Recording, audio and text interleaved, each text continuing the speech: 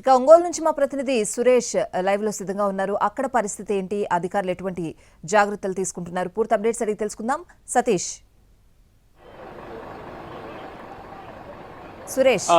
నల్లి ముఖ్యంగా గత 2 రోజులుగా కురిసిన భారీ వర్షాలు ఇటు విజయవాడ నగరాన్ని అతలాకుతలం చేశాయి. ఏదైతే విజయవాడ నగరం నడిబొడ్డు నుంచి ప్రవహించే బుడమేరు వాగుపై ఈ వర్ష ప్రభావం తీవ్రంగా కనిపిస్తుంది. ప్రధానంగా గత 20 ఏళ్ల కాలంగా మనం చూసినట్టయితే అత్యధికంగా బుడమేరు వాగు పొంగి ప్రవహిస్తున్న నేపథ్యంలో కాలనీలు మొత్తం నీట మునిగిన పరిస్థితి. ప్రస్తుతం మనం విజయవాడలోని ఏదైతే ఈ బుడమేరు వంతెన దగ్గర ఉన్నాం, ఇక్కడ చూడొచ్చు లోతట్టుగా ప్రవహించే ఈ బుడమేరు వంతెన వాగు ఏదైతే ఉందో పొంగి ప్రవహిస్తున్న నేపథ్యం కనిపిస్తుంది. నిన్న ఉదయం వరకు సాధారణ స్థితిలో ఉన్న బుడమేరు వాగు నిన్న 11 గంటల సమయం నుంచి ఉగ్రరూపం దాల్చింది. సమీపంలోని వాగులు వంకలు పొంగి ప్రవహిస్తున్న నేపథ్యంలో మొత్తం దానికి సంబంధించిన నీరంతా బుడమేరుకు చేరుకున్న నేపథ్యంలో పూర్తి స్థాయిలో వంతెనకు సమానంగా ప్రస్తుతం పారుతున్న పరిస్థితి. అయితే రాత్రితో పోలిస్తే ఒక అడుగు మేర నీటి ప్రవాహం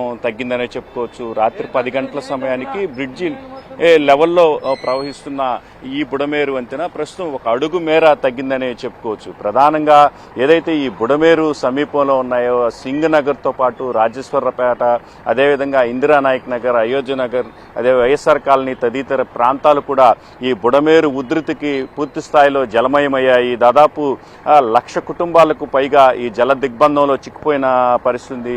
2,50,000 మంది వరకు ఈ జల దిగ్బంధంలో చిక్కుకుపోయి ఉంటారని చెప్పేసి ఇప్పటికే అధికారులు అంచనా వేస్తున్న పరిస్థితి. ఏదైతే ఈ బుడమేరు సమీపంలో వంతెన సమీపంలో ఉన్న ఇళ్లను కూడా ప్రస్తుతం మనం విజువల్లో చూస్తున్నాం. దాదాపు పూర్తి స్థాయిలో మునిగిపోయిన పరిస్థితిలో ఈ వంతెన సమీపంలో ఉన్న ఇల్లు కూడా మనకి కనిపిస్తున్న పరిస్థితి. పూర్తి స్థాయిలో ఏదైతే జల దిగ్బంధంలో చిక్కుకుపోయాయో ఈ ఇళ్ల మధ్య నుంచి సీఎం చంద్రబాబు కూడా నిన్న పర్యవేక్షించారు. ఏదైతే ఈ సింగ్ నగర్ ప్రాంతాన్ని సాయంత్రం సమయంతో పాటు అర్ధరాత్రి కూడా ఆయన స్వయంగా మొత్తం ఈ ప్రాంతాల్లో పర్యటిస్తూ అటు బాధితులకు అండగా నిలుస్తామని భరోసా ఇవ్వడంతో పాటు పూర్తి స్థాయిలో ఈ సమీపంలో ఉన్న అధికారులకు కూడా స్పష్టమైన ఆదేశాలు జారీ చేశారు. ఎవరికి ఎటువంటి ప్రాణ నష్టం జరగకుండా అటు ఆహార పదార్థాలను సరఫరా చేయడంతో పాటు వారికి కావాల్సిన ఏర్పాట్లను చూసుకోవాలని చెప్పేసి అర్ధరాత్రి సమయంలో కూడా ఆయన ఈ ప్రాంతంలో పర్యటించిన పరిస్థితి. అయితే దీనికి సంబంధించి ఇప్పటికే అటు చంద్రబాబు కూడా కేంద్ర ప్రభుత్వ అధికారులతోటి, అదేవిధంగా ప్రధాని మోదీతో పాటు అమిత్ షాతో కూడా పర్యటించిన ప్రభావం ఉంది. దాదాపు 8 అడుగుల ఎత్తున ఈ వరద నీరు చేరిన నేపథ్యంలో విజయవాడకు సంబంధించి మొత్తం 17 డివిజన్లపై ఈ ప్రభావం ఉంటుందని అంచనా వేస్తున్నారు అధికారులు. అదేవిధంగా 24 కాలనీలు పూర్తిగా జలమయమైపోయిన పరిస్థితి. 25,000 ఇల్లు ప్రస్తుతం నీట మునిగిన పరిస్థితి ఉంటుందని చెప్పేసి అధికారులు అంచనా వేసిన పరిస్థితి. మొత్తం చంద్రబాబు పర్యటన అనంతరం కూడా ప్రతి ఒక్కరి నుంచి వారి విజ్ఞప్తులను కూడా ఆయన స్వయంగా నోట్ చేసుకున్న పరిస్థితి మనకు కనిపించింది.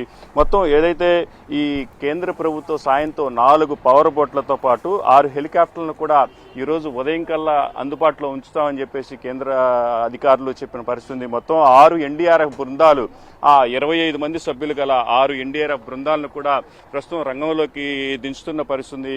ఏదైతే మనం ఈ రోడ్డు పైన చూస్తున్నాం, మొత్తం దాదాపు ఈ బోట్లను కూడా ఇక్కడికి తీసుకొచ్చిన పరిస్థితి.